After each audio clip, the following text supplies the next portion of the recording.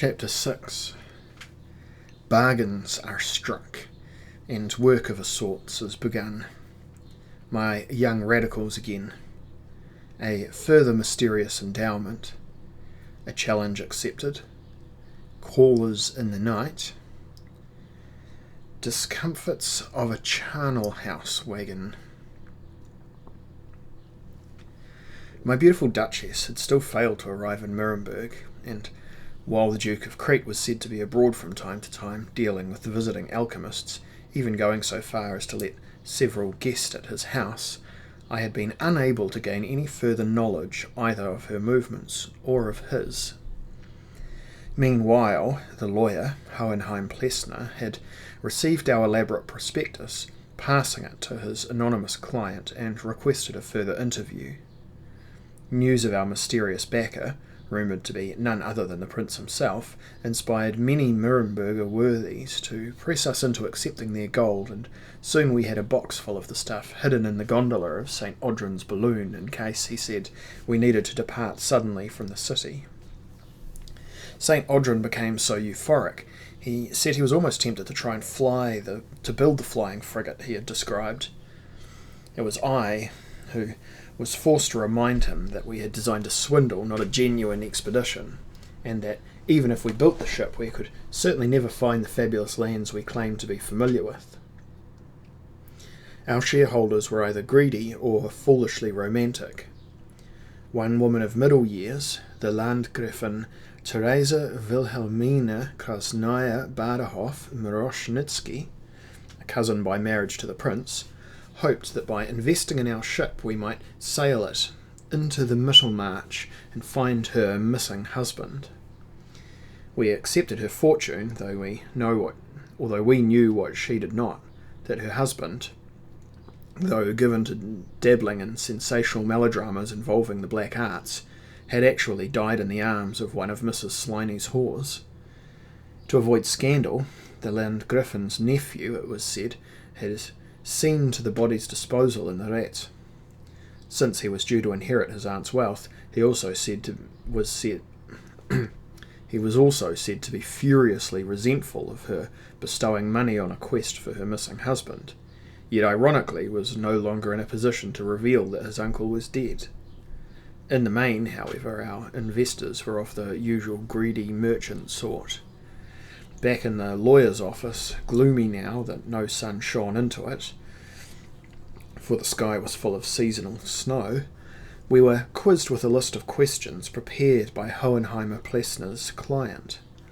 Since we had no great need of further backing, we cheerfully answered, knowing that we could only double the fortune we should take away with us from Nuremberg when our balloon sailed.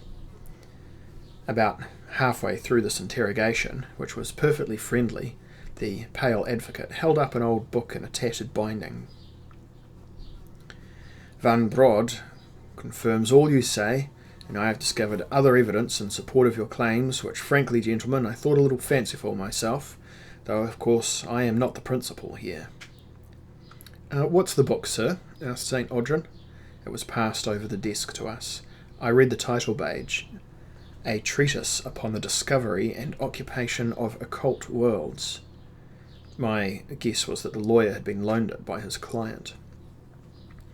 In there, gentlemen, is von Brod's description of the world he called the Middle Place, which lies, he thought, between our own and heaven. I also have a sheet from an old journal acquired by one of our agents, which gives instructions for entering those worlds, while here's another description from the 14th century monk, Augustus of Nierstein, where he has interviewed a warlock and a witch who visited what the monk names the world between. I was amused by all this. It was as if he assembled evidence for a trial and, satisfied that there was a case to prove, was now prepared to believe every lie we invented. He even seemed excited, and I knew a pang of guilt. A few leaves, he continued, from the records of Henry Alaminus of Danzig, a famous alchemist of the 15th century, again upon the identical subject, a fragment from a letter written by an unknown husband to his wife, describing an expedition into what he termed the Geistwelt. I listened patiently, with a mixture of boredom and discomfort. Having never encountered such stuff before, the old man did not know how easily such evidence could always be accumulated.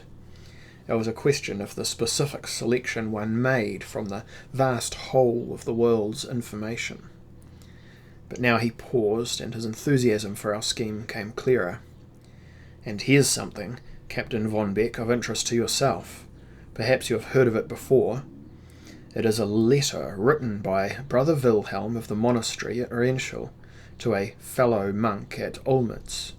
It is dated June 1680. Do I make a familiar reference?" I shook my head, whereupon he handed over the following modern copy of a parchment which he said was still in the hands of his client, and the chief reason, I was led to believe, for the said client's interest in our enterprise. I reproduce the thing here, as I acquired it later. "I am presently embarked upon the strangest of tasks, which is the copying of a confession made by our patron lord, the Graf von Beck, whose good works are well known. I cannot, of course, describe the confession itself, but he has already caused considerable astonishment and consternation amongst our fraternity, and speaks of exploring lands which lie somewhere beyond our earthly perceptions, being neither heaven nor hell, but in some wise of this world, and which he calls the Mittelmarch. Brother Oliver takes the confession direct, and it is only my task to transcribe it. Yet my pen shakes in my hand sometimes as I record his story, and I must pause frequently to bless myself. Sometimes I pray the Graf raves in a fever, or lies to us, or is mad, but he seems as sane as always and in full command of himself, though weak from his illness. He describes land wherein the most fantastic beasts and races dwell, more strange than anything found in the old romances, and which seem in no wise unusual to him. However, it is the import of his tale which chiefly distresses us. Pray for us all, dear brother, and I beg you pray additionally for me, that I may not go mad from this task." Well, this was the second unwelcome reference to my family's legend in recent days, and when the lawyer looked significantly, I was forced to pretend an intelligence I did not feel, for by now, of course, I was committed to the role that St. Audrin had imposed on me. "You will know, of course, which ancestor is referred to," said the lawyer respectfully, folding the paper when I handed it back to him. "My paternal ancestor, my grandfather's great-great-grandfather, I believe, sir." I felt a fool and a rogue. "Well, sir, you know well enough where he travelled. You have been to those regions yourself with your partner." "Of course, sir," said St. Audrin, "you have seen the maps and such." Which convinced my client. These other questions, you will appreciate, are merely those drawn up by myself in my capacity as a lawyer. We're a cautious breed, more cautious than adventurers such as yourself, and I believe he attempted to utter a laugh.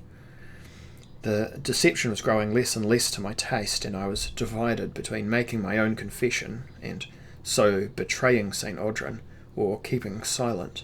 Needless to say, I kept silent and felt myself a worse coward. Some silly nobleman no doubt had collected a great many old books and cobbled from them a theory which could be disproved by a rational argument in a flash. Well, who was I to destroy their dream, I argued. They would learn their own folly when I disappeared with their gold. "Aha, aha," St. Audrin chimes like a cathedral steeple. "The Mittelmarch, just so. And that's why the expedition shall require the building of a new ship. Our old vessel, the aerial boat we flew the other week, is neither large enough nor strong enough for the journey." "I understand, sir. I was about to come to the question of capital. First I must know how long the ship would take to build." "Well, it depends, sir, upon the craftsmen employed. For the hull, the best are in Bremen. The canopy should be made in Lyon. The rest can be constructed here in Nuremberg, but it will take, as you'll understand, a matter of months." You would be ready, say, by September of this year? Very likely, Herr Dr. Lawyer, but the craftsmen of Bremen and Lyon will require money in advance as proof of our good faith. I understand. And how would the money best be sent abroad? By draft? By note? I have not inquired, sir, but could have that information for you within a few days. They are the best, these Bremen builders.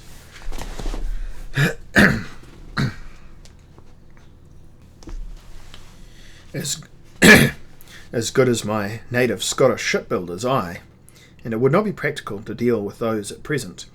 Hitherto, of course, the Bremeners have only built for the sea, but the lines of our ships are ideal for aerial voyaging. The air must flow, a mysterious gesture with both hands, so the airs must pull thus, a kind of paddling movement, and the sails have to be rigged on leaning masts at an angle of at least 45 degrees, so a geometrical representation palm to palm.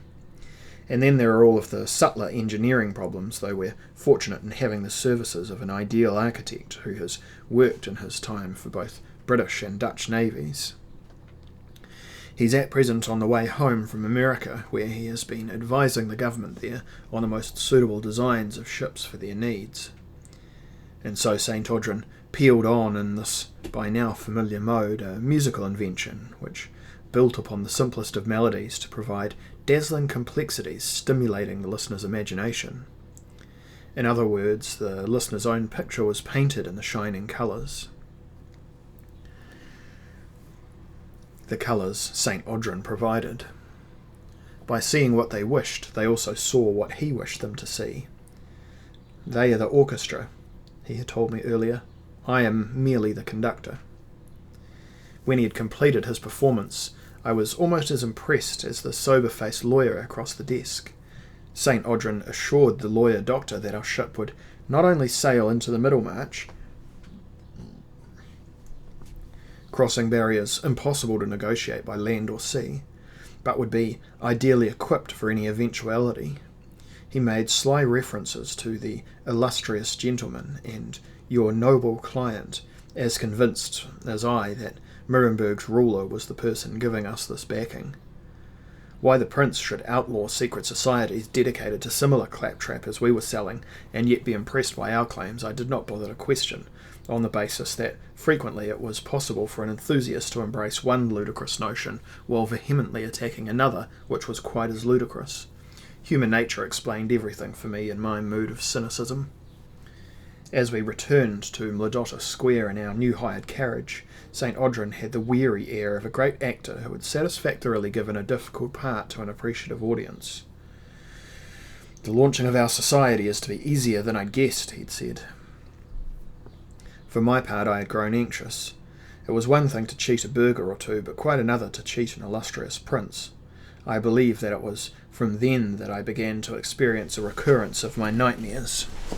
Thus my nights were once again spent in the dream company of my Duchess, with the bullman snorting his heart into my face, and the labyrinth growing more complicated, and the whispering voices threatening, while daily St. Audrin was producing more and more fine forgeries, letters of reputation, together with a whole variety of other testimonials and documents, ostensibly emanating from the shipbuilding firm of Linder and Linder in Bremen, offering to construct a hull for the Aerial Exploration Society at a cost of some 27,000 thalers, with T9,000 down, T9,000 to be paid on completion of the mainframe, and T9,000 to be completed on completion of the whole. For 10,000 thalers, Messrs. Vingleur and Piedmont would weave and make airtight a silk envelope of the specifications given. They had worked for the Montgolfiers, but required half the price in advance. They could charge extra for any insignia, flag, or coat of arms which must be incorporated before the final varnishing of the fabric. Mr. Marquess, the naval architect, enclosed plans and looked forward eagerly to beginning detailed work upon his return from America, and so on. The more elaborate St. Audrin's swindle became, the queasier I grew and the worse my dreams. If discovered, we should be exiled at best, but probably executed. There would be nowhere in the civilized world we should be able to travel. I had planned to make my fortune with smaller deceptions, more traditional strategies. Yet now I was in too deep to escape without betraying St. Audrin and revealing the extent of my own roguery. Oblivious to all morality, to all consequence, my friend continued to sink deeper into this morass of illusion.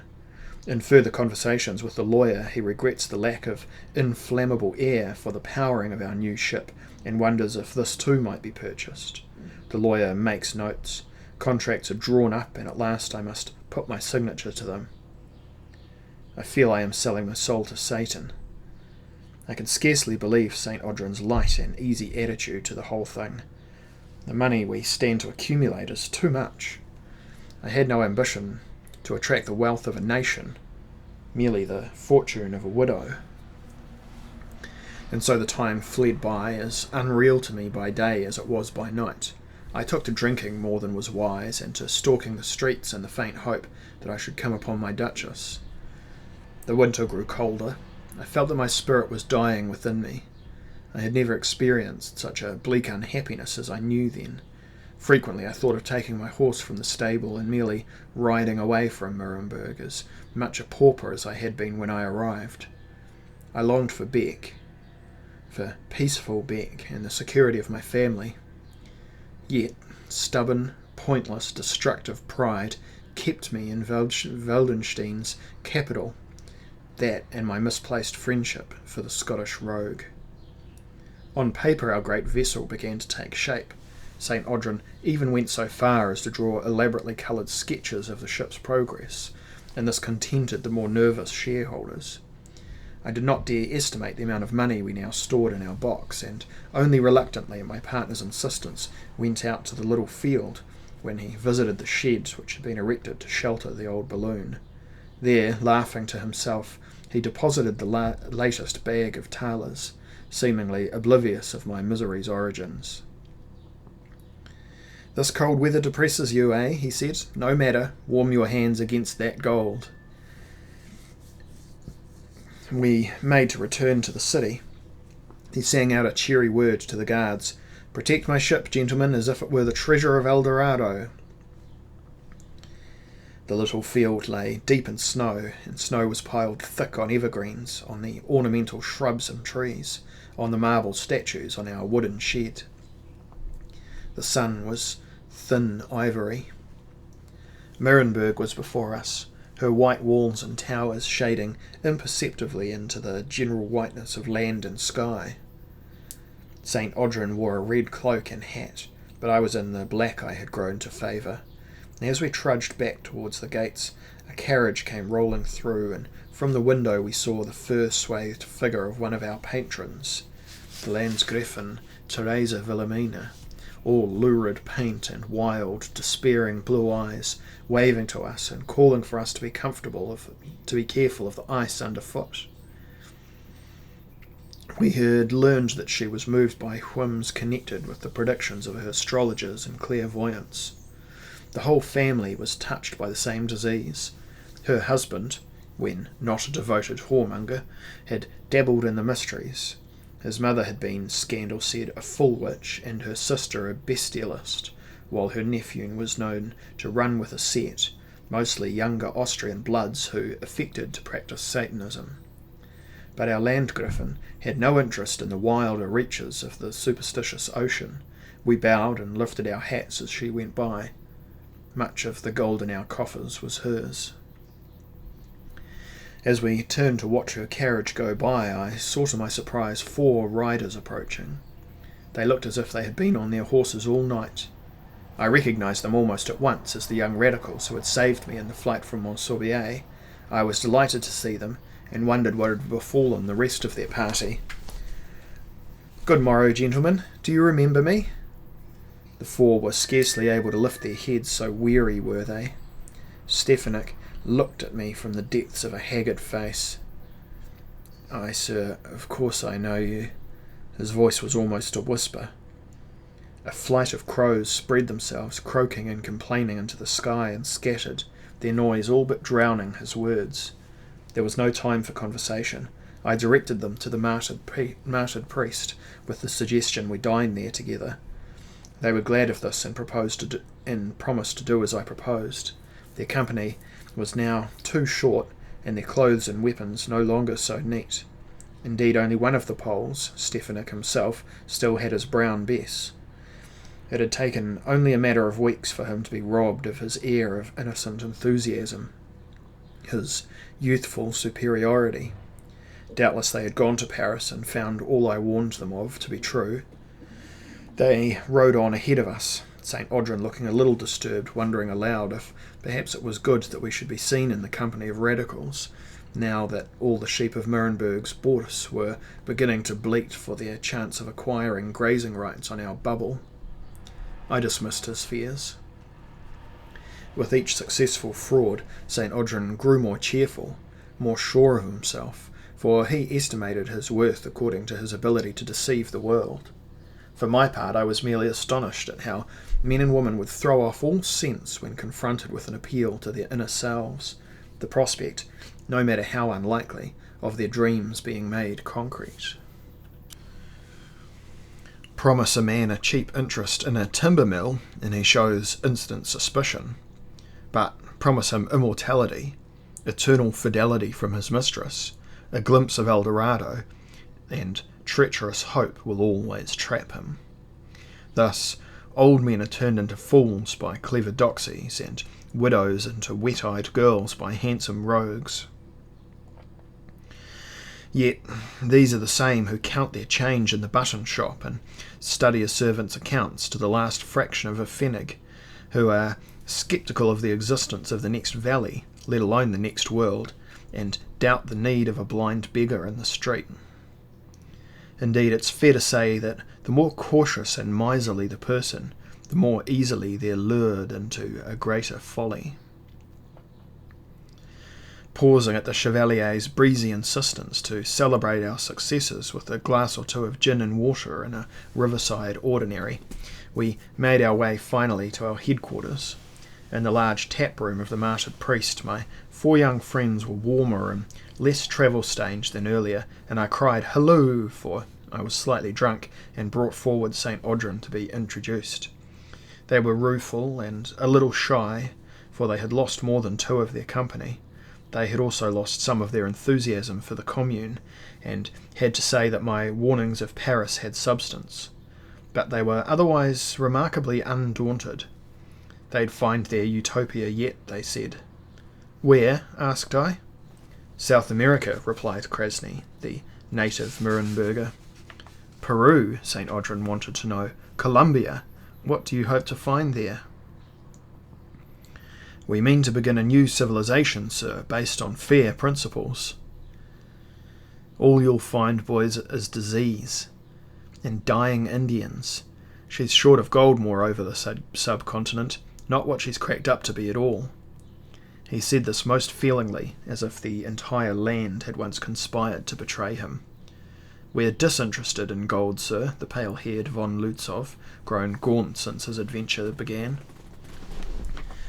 "You'll not be after a year," promised the Chevalier, munching a trotter.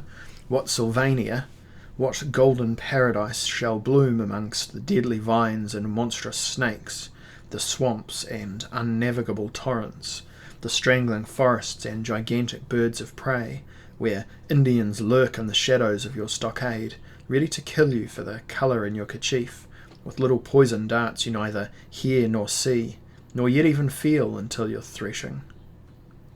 "You're rhetorical, sir, but unspecific," von Lützow was offended. "Specific enough," muttered St. Audrin, and fell silent. "By what means shall you travel to South America?" I asked. "By ship, sir. Probably from Venice or Genoa. We'd charter your vessel and go by air, but I doubt we can afford it." Young Stefanik spoke. "You've heard of that? In Prague, and here, of course, where the whole town has the news. I feared that the more the world heard, the sooner it would understand our fraud. The road back to Beck was narrowing. Soon it would close for me altogether. I attempted to cauterize the pain in my own heart. It was like a surgeon who must open up his own body, trying to retain objectiveness as he took a scalpel to his infection. What continues to push me in this direction? Surely it must be more than it seems. Or is it just a fascination for the unexplained permutations of my own character, as if I'm carried along by the plot of a sensational tale, mesmerised by the progress of my own destruction? Sergeant Schuster had joined us halfway through this exchange. He made a motion with his hand, wanting my attention alone. I excused myself and crossed to his counter. He had a sealed letter addressed jointly to St. Audrin and myself. I asked him who brought it. "A street boy," he said. "My wife received it." The hand was educated, foreign, a little familiar. Perhaps it was from the Landgriffin. I broke the seal. The note inside was simple enough and was not signed. "The inflammable air you require for your ship is now available in this city, and shall be supplied to you whenever you wish. No price is asked, save that you agree to provide a short passage to the donor and the donor's servant at the time of their choosing. A messenger will call for your reply tomorrow." St. Audrin came up, still expressing impatience with the young idealists. "What's this?" When he read the letter he frowned. "Hydrogen! What excellent fortune, Von Beck!" He meant, of course, that we should be able to make off with our stolen money in even swifter time, for the gas was as easily used to inflate our existing ship as it was to fill the one as yet unbuilt. I knew the outlines of his plans, but not the details. At some time we should make a practice ascent and become lost. "We must accept this offer," he said. "Who proposes it, I wonder? Nuremberg's presently as full of alchemists as fleas on a dog. It could be any one of them." He turned the letter this way and that. Only a master would have both the equipment to manufacture that volume of the gas, as well as a means of storing it. He's probably easily identified. Johannes Carathanos, most likely, who's also very rich and has his own estate 10 miles upriver. Or Marcus van der Geet, who came here 20 years ago from the Low Countries. Like many, he chose Waldenstein because of her traditional encouragement of scientific inquiry. Or it could be one of those who visits the city for this mysterious conjunction of theirs. "Oh, whoever he is," said I, "you had best write our answer. I'll abide by it, but I dislike the idea of making vague bargains with anonymous alchemists. And the bargain suits me, since the gas shall be delivered before we are called to keep our side. It's all to our advantage, Von Beck." I shrugged. The Scot was the steersman on our voyage into deception and damnation. My will had been left behind somewhere between Paris and Prague.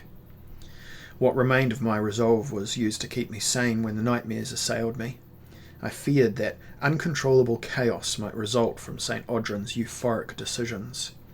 I was fearful, while at the same time in some wise elated with myself, as if I welcomed the inevitable consequences, the vengeance which fate must bring. Meanwhile, our quartet of idealists continued to discuss the immorality of war, the natural goodness which the invention of money and private ownership of land stunted and corrupted in us all. I felt near jealous of them, regretting the loss of my own innocence, while wishing I had possessed some measure of St. Audrin's pragmaticism when I had been their age. Then perhaps I should not have swung so easily from one pole to the other, and found myself in my present moral predicament. Suddenly I realized I was trembling, close to swooning. I felt as if I had been poisoned, but more likely I was merely the victim of sleeplessness and disturbed conscience. I decided that I must try to rest, and was about to bid good night to my young friends when I looked towards the door and saw something which made me fear that I was indeed going mad, making phantasms from my own imagination. Framed momentarily in the white glare, surrounded by grey smoke which rushed to escape from the tap room, banging snow from cape and hat, and stamping mightily upon the floor, was the tall, slender figure of my nemesis. Had Monsorbier followed my quartet of romantics all the way from Paris? Had he read reports of the balloon enterprise in the foreign press? Or was he now, like me, a fugitive from the treacherous tyranny he had helped create? I came up straight, alert as a wary Mohawk, and stared directly at him while he advanced slowly with his usual elegant and attractive stride, almost a wolf's lope, through the crowd, glancing here and there about the tables as he recreased his huge bicorn hat. Swinging his cloak off his shoulder and over his arm, he revealed a sword and a single long-handled pistol in his sash. Thin, well-formed lips were curved as usual in the suggestion of a smile, and the piercing eyes had a veiled, deceptively amiable expression. His hair was tied back and fell to his shoulder blades. His frock coat was perfectly cut, his boots and breeches as exquisite as ever. He remained the revolutionary dignitary in all aspects, whether he had renounced his politics or not. I found that in a strange way I was strengthened by that familiar danger. I inclined my head in his direction, inquiring after his health. "Improving, thank you, citizen. And yours?" His voice was sardonic. "These winters bring a little fever, you know, but otherwise I'm in capital condition. You are too far from Paris, sir. Do you not find the weather here inclement?" "Oh, it's devilish cold and sharp, but that's always suited me, citizen, in season or in steel." "Yet sustenance is hard to come by, eh?" "Not so hard, citizen. My needs are spare, and I'm amply satisfied at present." "Then I'm mistaken, sir. I thought you survived by sucking on a he-wolf." At this reference to Robespierre, his eyes became angry for a split second, like a sudden squall at sea, and then they returned to a deceptive tranquillity. "How did you learn I was in Nuremberg?" "I did not. I have other business, you see. I am invited guest, part on a mission. I'm an envoy representing France. But of course I've welcomed the opportunity to renew our old association. I have been in Nuremberg for 2 days. How is your friend, the woman who styles herself Duchess of some remote rock in the Adriatic?" "You speak in code, sir. You would oblige me if you could be more direct. Are you here to arrest me?" "I've no authority here, von Beck. What can you mean?" He lifted his dark brows. I could not believe him suddenly free of hatred for me. Even now there was some suggestion that he coiled to strike. And sure enough, his next words clarified the matter. "It's a personal dispute which must be settled now," he said. "I trust you've kept a trace or two of your honour since you become a man of business. You take my meaning?" "Perfectly, sir." "I shall leave the choice of weapons to you." I shrugged. "And the place?" "I'm told it's traditional to use the wool yard at Mladotta Quay, by the bridge there." "I'll say swords," I said in a murmur, not wishing to be overheard by my friend. "Sabres?" "Your choice." "Sabres, since we're both so equipped. What time, sir?" "I'm easy on that, sir, but dawn's traditional. That would bring us to the bridge by about 7. Tomorrow being a Sunday, we should be undisturbed." Duelling was frowned upon in Nuremberg, and sometimes there were heavy penalties inflicted on those who resorted to the practice. "It should not take us long, I think," said Monsorbier, signalling to Sergeant Schuster, who was busy at the far end of the counter. "I hope not, sir. I've much to do." He was almost grinning with pleasure, anticipating his satisfaction. I had had little experience at swordplay in recent months, but I believed that we were evenly matched. Neither of us could have stood against a master for more than 5 minutes, but we were both fair steelmen nonetheless. This would not be his first duel, nor mine. Somehow this challenge had come at a perfect moment for me. I felt relieved by its simplicity, by the promise of resolution. Sergeant Schuster came up at Monsorbier's signal. The Frenchman's eyes narrowed as he recognised Schuster, but could not place him. Schuster, on the other hand, began to frown. Monsorbier became uncomfortable. Suddenly he turned away from Schuster and bowed to me, and then he began to stride rapidly toward the door. "Tomorrow, sir." I would need St. Audrin and Schuster as seconds, so I informed them that I had accepted my pursuer's challenge. St. Audrin at once began to scheme a method of besting Monsorbier by a trick, remembering a duel he won by such a means in Prussia, while Schuster offered me the use of himself as an exercise partner, for which I was grateful. "I recall the Frenchie's style," said the sergeant, "having fought him before, as you know. All I lost then was a commission, but you stand to lose your life, Captain." "Yeah, but what shall I do for a partner if you're killed?" demanded St. Audrin in genuine alarm. Reality had provided an unwelcome break in the brightly coloured clouds which had come to shroud the terrain of his thoughts. I smiled. "Perhaps Monsorbier will join you, should he kill me." "I need the name," said St. Audrin reasonably. "Your name, not his." "Well, before I go to my appointment, I'll draft a letter to my brother outlining your proposals." St. Audrin then betrayed a sudden, genuine sympathy. "I'm serious, dear friend." "Well, I shall not be if I'm extinguished tomorrow. However, I expect to win. I've had more direct experience at defending my life than I suspect has Monsorbier. Why do you not write an answer to the mysterious donor of inflammable air?" He hesitated, glanced at Schuster, then, with parchment in hand, climbed the stairs to his rooms.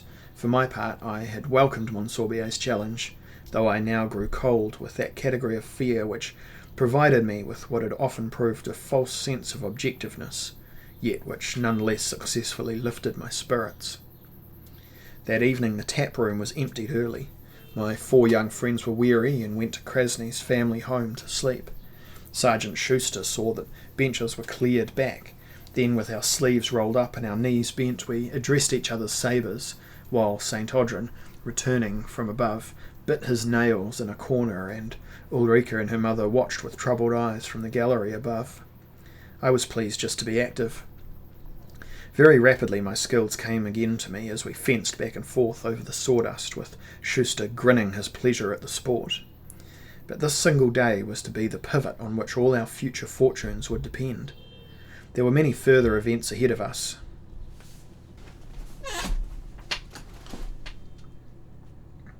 Even when we were through with all our feints and gambits, there came a tapping on the door.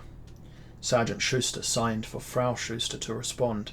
"It cannot be the watch," said he, but for caution's sake we set our swords behind his counter and snatched tankards in the place.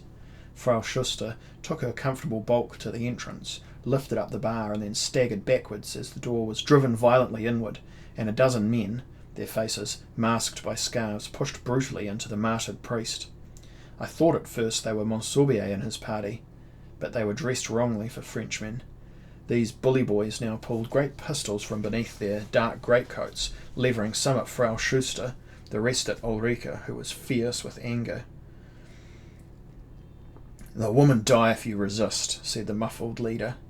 He had the coarse, impatient tone of one who was a professional at this work, and had moreover a vocation for terror and torture.